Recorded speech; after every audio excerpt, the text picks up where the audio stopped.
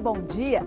No Diário Ecologia de hoje, você vai conhecer a história da Rota Dória, uma estrada criada lá no século XIX que ligava o litoral à região de Salesópolis. Um caminho que faz parte da história do Brasil. O caminho aberto na mata pelos padres Valério Alvarenga e Manuel de Faria Dória, que durante muito tempo foi usado pelo tráfico de escravos. Construções antigas que guardam detalhes importantes da história da colonização do país.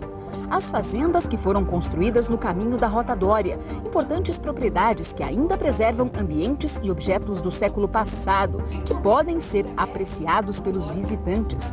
Paredes erguidas com bambu e barro. Conheça a senzala, que antigamente abrigava escravos. E a fazenda onde uma tradição de família foi mantida, e dá espaço a um alambique.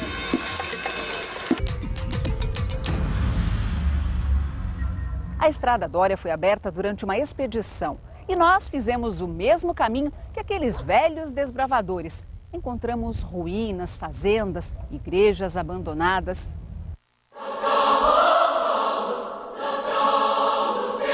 Esta é a igreja da paróquia São José, em Salesópolis. A construção sacra, hoje muito diferente daquela erguida no século XIX, é marco de uma história bem brasileira. Tudo começou com os padres Valério Alvarenga Ferreira e Manuel de Faria Dória. Eles eram da cidade de São Sebastião e tiveram como determinação abrir caminho da cidade onde moravam até São José do Paraitinga, hoje Salesópolis.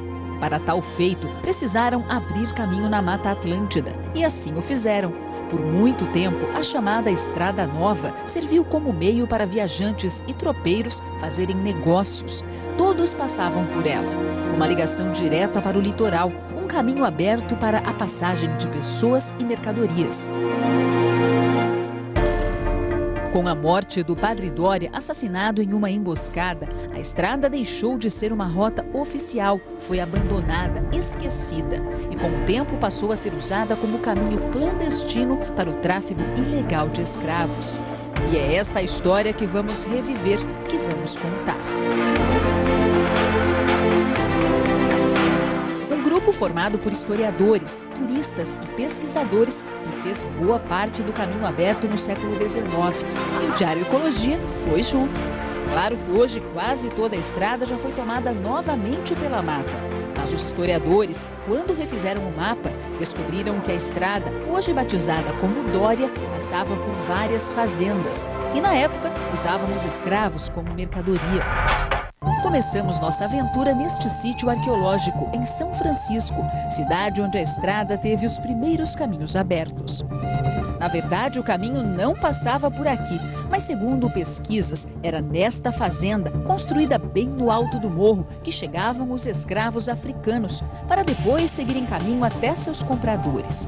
Muitos eram enviados para Salesópolis e usavam a Estrada Dória para chegar até seus compradores. Aqui se trabalhava como uma espécie de entreposto. Os escravos aqui, eles eram recebidos de forma clandestina. Nós estamos numa fazenda que está a 260 metros de altitude, totalmente separada, né, da comunidade que vivia nesse primeiro momento aqui, escondida, porque ele fazia o tráfico, ou seja, ele não pagava o devido imposto que aquela mercadoria que na época que então era o negro, era devida. Então, quando ele fazia esse tráfico clandestino, ou seja, não se pagava esse imposto, ele precisava de ter um espaço escondido. Aqui as imagens são história pura. Estas são as ruínas da fazenda, onde as construções foram feitas com pedras. Segundo os arqueólogos, trazidas lá de baixo pelos escravos. Aqui, depois de restabelecidos pela viagem, eles aprendiam algumas palavras em nossa língua portuguesa, para compreenderem as ordens que estavam sendo dadas e um pouco sobre religião católica. Só depois eram vendidos. As ruínas foram descobertas há apenas 20 anos, por acaso, durante um sobrevoo. Acredita-se que nesta parte da frente, com uma vista privilegiada para o litoral, era onde os escravos dormiam, com colunas altas, sem separação dos cômodos, como uma espécie de senzala. Um lugar cheio de símbolos, formas que ainda estão sendo estudadas. Já na parte dos fundos, onde podemos ver claramente as divisões, seria a Casa Grande, onde moravam os senhores. O sofá de pedra dá uma noção de onde era a sala e, a partir daí, pode-se calcular onde ficavam os quartos e a cozinha. As pessoas que nós trazemos para esse sítio arqueológico, quando elas descobrem que num espaço como esse, no meio da Mata Atlântica, que já é um espaço lindo, a vista maravilhosa daqui a 260 metros de altitude, e ainda tem uma riqueza dessa história, né, e como as pessoas que agora estão conhecendo o espaço, que tem aquele laço forte com a etnia afro, então isso faz com que as pessoas sintam realmente aquela identidade com o espaço. Do sítio arqueológico em São Sebastião, seguimos caminho em direção a Salesópolis. Fomos pela estrada que passa por dentro da Serra do Mar, que hoje é uma das ligações entre as duas cidades, mas que passa bem perto daquela aberta no século XIX. Quando o padre abriu caminho no meio da mata para marcar a estrada, passando por montanhas e vales, a ideia era sempre ficar bem perto da água. Por isso, hoje podemos apreciar paisagens como essa.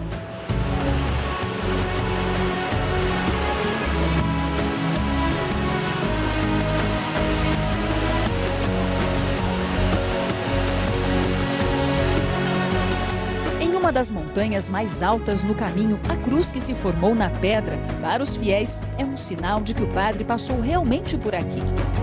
Os arqueólogos já se certificaram de que não houve interferência humana para que o símbolo fosse formado.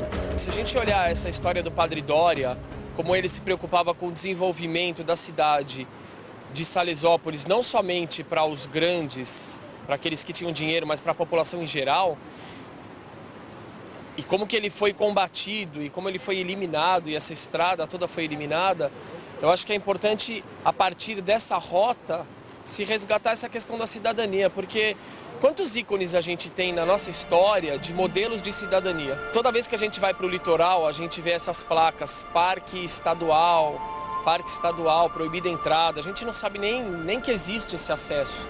A gente nunca teria vindo aqui, a gente nunca teria visto tanta coisa maravilhosa. Um caminho cheio de história, curiosidades. Saímos alguns quilômetros da estrada principal para chegarmos até este ponto, onde existe uma das igrejas mais antigas da região. Eu estou caminhando exatamente por onde passava a Estrada Dória. Era aqui o caminho dos escravos. Ali, a igreja de São Lourenço. Naquela época, os fiéis construíam igrejas no meio do caminho para parar, descansar, fazer as orações. Essa aqui é considerada nova, tem 100 anos. A primeira, que foi construída exatamente nesse lugar, foi feita de barro, bambu e pedra. Hoje a igreja está abandonada, foi depredada, quase destruída pelo tempo, pelas pessoas. Muitos moradores da região lembram que ainda na década de 1970, missas e festas marcavam os domingos dos fiéis nas redondezas. Quando o santo foi levado daqui, foram embora também as tradições. Roberto vinha com o pai. Cheguei a vir várias com meu pai, até uma das últimas, ele foi festeiro. Na época eles eram festeiro de boi. Trazia o boi, porque eles matavam, fazia alimentação, afogado que eles serviam aqui. A comunidade vinha em peso para cá? Vinha muita gente, inclusive o pessoal vendia, montava as barracas, fazia feira, vinha o pessoal de Caraguá, Salesópolis, a maior parte de Salesópolis e Paribuna. E hoje quando você olha para a igreja nesse estado, nessa situação abandonada, o que você pensa? É triste, né? Eu espero que um dia, agora com o projeto do parque, quem está envolvido na rota, eles têm projeto de estar restaurando. Acredito que vai voltar a funcionar novamente, trazer o santo, fazer as festas que acontecia antigamente. E daqui a pouco nós vamos continuar a Rota Dória. Você vai conhecer a fazenda onde o padre parava para descansar e outra que na época servia como abrigo para as expedições.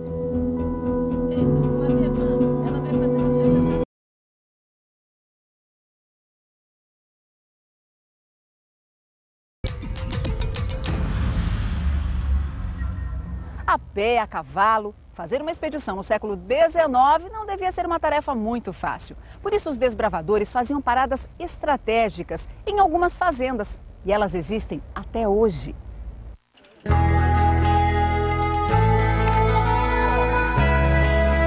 Muitas fazendas foram construídas perto da Estrada Dória, principalmente depois que ela deixou de ser reconhecida oficialmente e caiu na clandestinidade. Os senhores de terras viram na abertura do trecho uma oportunidade para agilizar os negócios, no caso, o contrabando de escravos. Claro que depois de tanto tempo, os donos das terras já não são mais os mesmos. Ainda no século XIX, muitos venderam as propriedades. Hoje, poucos administram o que herdaram dos antepassados. A família de Maria Lúcia comprou a fazenda que era de imigrantes espanhóis em 1910. E as terras que não produziam nada foram então tomadas por plantações. Quando ainda existia plantação de café aqui na fazenda, era justamente nessa casinha que os maquinários, como esse, por exemplo, eram guardados. Hoje, claro, só serve para visitação. Só que muito antes disso, também era aqui um dos pontos de parada dos tropeiros que passavam pela rotatória. Escravos, mercadorias para troca e tropeiros em viagem. Por ficar muito perto da Estrada Nova, o lugar servia como ponto de parada para descanso. Eles passavam, e aqui, como aqui tinha bastante ferramenta, assim, quando eles precisavam de um conserto, trocar uma ferradura, alguma coisa assim, eles chegavam aqui para fazer isso. Tudo ainda é guardado, cada peça que foi usada e deixada para trás. Hoje elas servem apenas para lembrar a história, assim como a rotatória. Mas esta ainda funciona e muito bem. Nada melhor do que um caldo de cana para refrescar o dia desses novos viajantes. Igualzinho na época dos tropeiros. A história é totalmente relacionada à gastronomia, né? E a gastronomia carrega a história uma do lado da outra. E a gente perdeu isso e é importante resgatar. Sempre importante resgatar. Dá tempo de resgatar, né? Sempre dá. Sempre dá.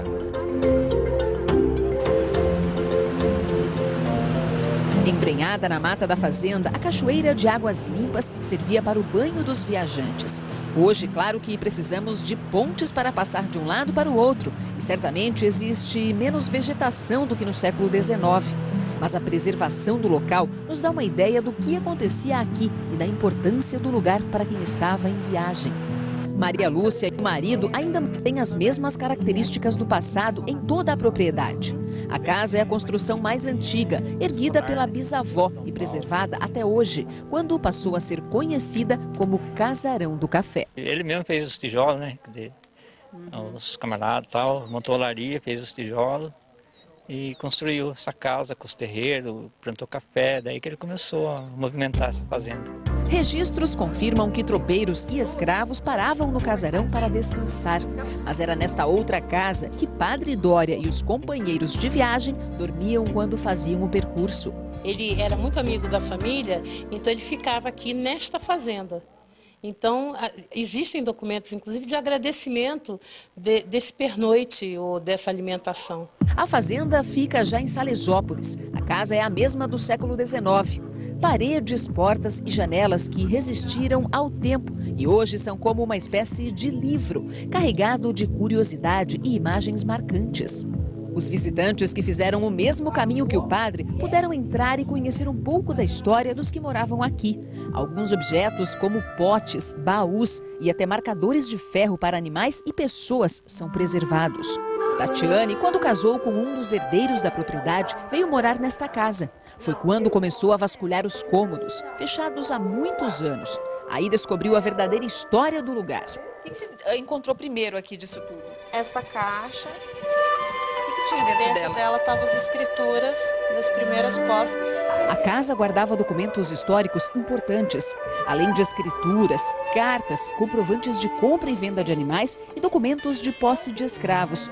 Tudo era mantido em caixas de madeira, como essa. Esse canudo você encontrou aonde, Tatiana? Eu encontrei dentro dessa caixa com alguns documentos. Dentro dele estava um inventário, onde eles vendiam terrenos e eles anotavam tudo que eles estavam vendendo. Vacas, cada nome da vaca. E dentro dele também estava, nesse inventário, o nome de uma escrava, que eles estavam vendendo também. Você tem todos esses documentos? Tenho, guardado comigo. O que mais que você encontrou assim de curioso aqui? Moedas de prata. Prata pura mesmo. Tem um livrinho onde mostra cada valor, quanto pesava cada moeda. O que é isso aqui? É uma caixinha de joias que eu achei na parte de fora da residência. E pelo manuscrito que está aqui, a gente sabe que é uma caixinha de joias. Mas não tinha joia dentro? Não. Tatiane encontrou até frascos com remédios daquela época, vindos direto do Rio de Janeiro. São remédios homeopáticos que às vezes até salvaram vidas aqui, né? vinha através do Porto de São Sebastião, que subia pela rotatória. A casa hoje está aberta para visitação e Tatiane garante que vai continuar morando aqui. É onde pretende criar os filhos e não vai desistir de desvendar ainda mais a história da família. E o mais legal é sempre estar achando coisas novas, né? Você continua procurando. E eu continuo procurando.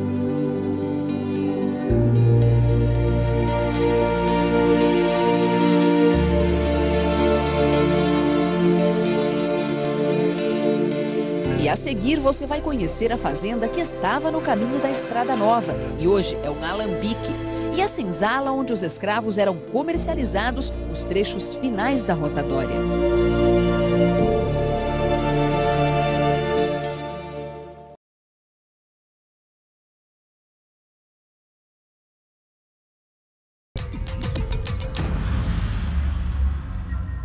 Você vai conhecer agora a senzala, o ponto final da rotatória, onde os escravos eram vendidos. Vai conhecer também uma fazenda que servia para descanso dos desbravadores. E hoje é um alambique.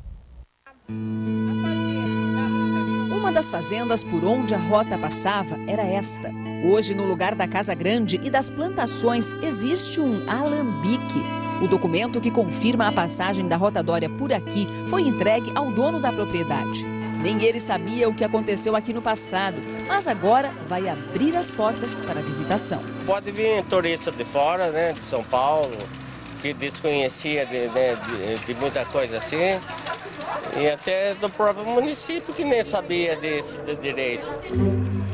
A cachaça aqui é famosa. Desde que a família comprou as terras em 1958, a aguardente é produzida. São cerca de 7 mil litros por mês. Hoje são os filhos de seu Joaquim que administram o negócio. Agora, com a propriedade oficialmente no caminho da rota, mais pessoas podem entender como a cachaça é feita de forma bem artesanal. É um produto natural, né? Melhor do que industrial, é diferente, né? Então, acho que é interessante contar isso para as pessoas, mostrar como é que faz, é legal. Porque tem muita gente que nem o leite não sabe de onde vem, a pinga não sabe o jeito que é. Então, acho que se você mostrando é outra visão, né? Tem até degustação. O João vai tirar um pouquinho pra gente degustar, pra ver? Mas, João, bem pouquinho, hein? Porque a gente tá trabalhando. Opa! Só pra fazer aquele... Vamos ver. Tem que dar aquela cheiradinha primeiro, né?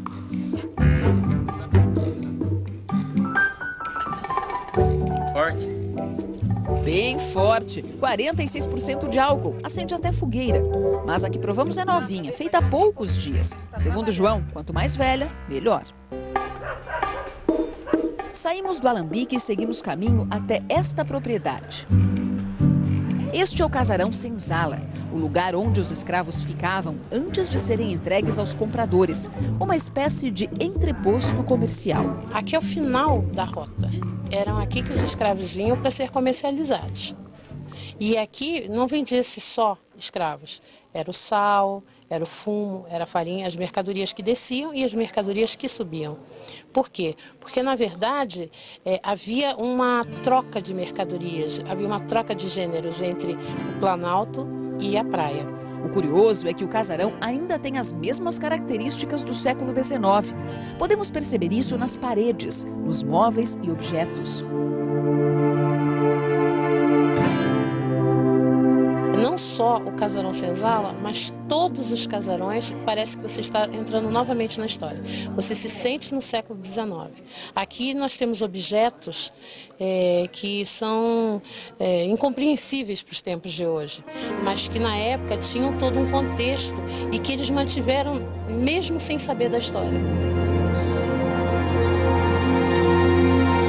Quando essa casa, chamada de senzala, foi abandonada, muitos objetos ficaram aqui e permanecem até hoje. Essa corrente, por exemplo, ela servia para prender os escravos. O tornozelo ou o pulso, eles ficavam presos nessa ponta aqui.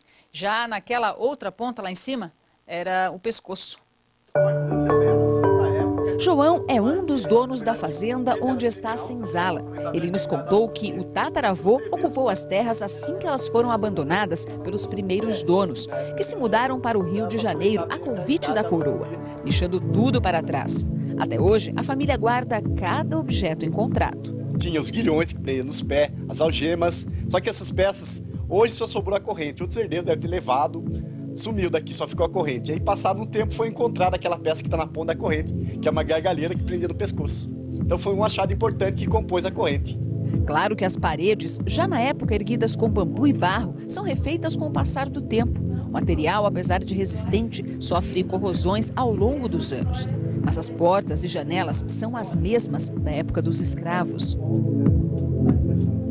Na época, claro, não existia energia elétrica. Por isso as pessoas tinham que aproveitar ao máximo a claridade do dia. Então, as janelas eram construídas assim, muito altas e bastante largas.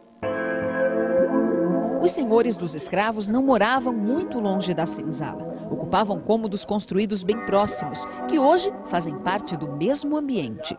Esses 2 cômodos aqui eram os quartos das virgens, onde as mulheres que estavam sendo preparadas para o casamento ficavam. E justamente por isso, olhem só, eles não tinham janela.